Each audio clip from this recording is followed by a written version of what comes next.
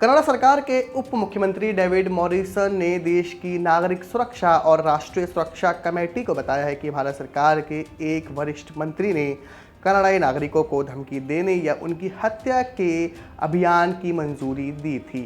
मंगलवार को कनाडा में नागरिक सुरक्षा और राष्ट्रीय सुरक्षा कमेटी की सुनवाई चल रही थी।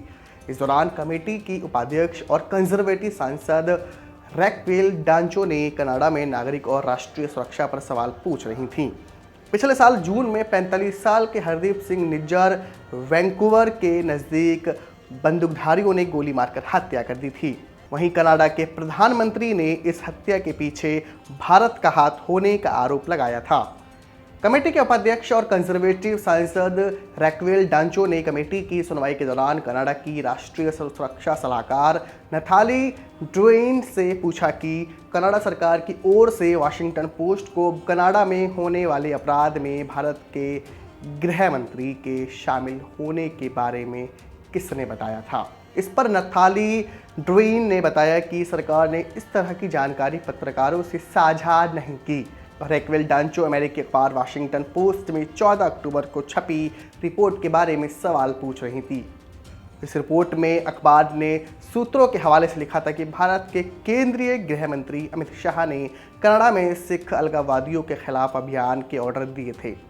इसके बाद सांसद ने पूछा कि वो जानकारी पत्रकारों को किसने दी थी। आपको इस बारे में पता नहीं है, आपने जानकारी नहीं दी थी, ठीक। कमेटी की सुनवाई में कनाडा के विदेश उप मंत्री डेविड मॉरिसन भी मौजूद थे। इसके बाद डांचो ने डेविड मॉरिसन की ओर पलटते हुए पूछा, मिस्टर मॉरिसन, क्या आप कमेंट कर सकते हैं?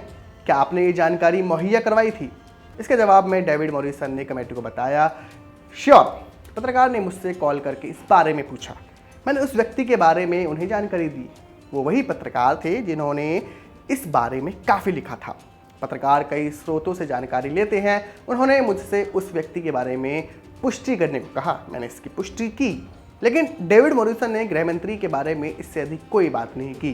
कनाडा में भारतीय उच्चायोग और भारत के विदेश मंत्री ने मंगलवार को सामने आई इन बातों पर फिलहाल कोई प्रतिक्रिया नहीं दी है। हालांकि भारत सरकार ने इस मामले में कनाडा की ओर से इसके पहले लगाए आरोपों को बेबुनियाद बताकर खारिज कर चुका है। जब पहली बार वाशिंगटन पोस्ट में निज्जर के मर्डर पर खबर छपी थी, तब भारतीय विदेश मंत्रालय ने अपनी प्रतिक्रिया दी थी।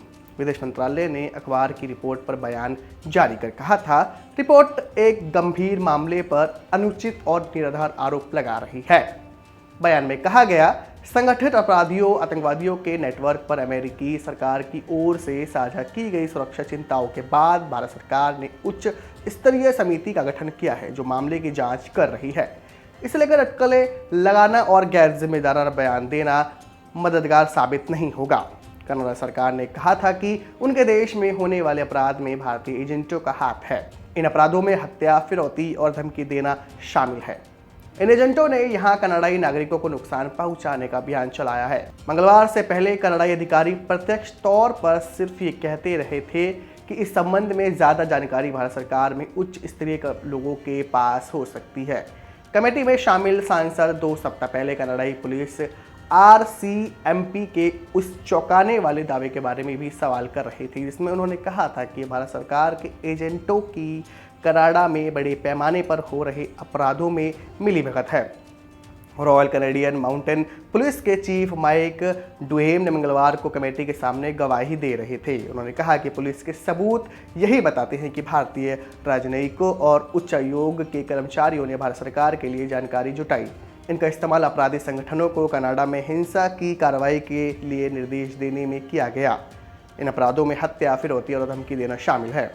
पिछले दिनों कनाडा के सरकारी न्यूज़ चैनल CBC को दिए एक इंटरव्यू में भी माइक डुहेम ने कहा था, हमारे पास खुफिया जानकारी नहीं बल्कि पुख्ता सबूत है कि इस मामले में निज्जर की हत्या यानी भारत की भूमिका उच्च स्तर तक है। डुहेम ने कहा कि पुलिस सितंबर 2023 से 13 कनाडाई नागरिकों को आगाह कर चुकी है कि उन्हें भारतीय एजेंटों से खतरा हो सकता है। खैर, ये सारी रिपोर्ट्स हमने मीडिया के हवाले से बताई है।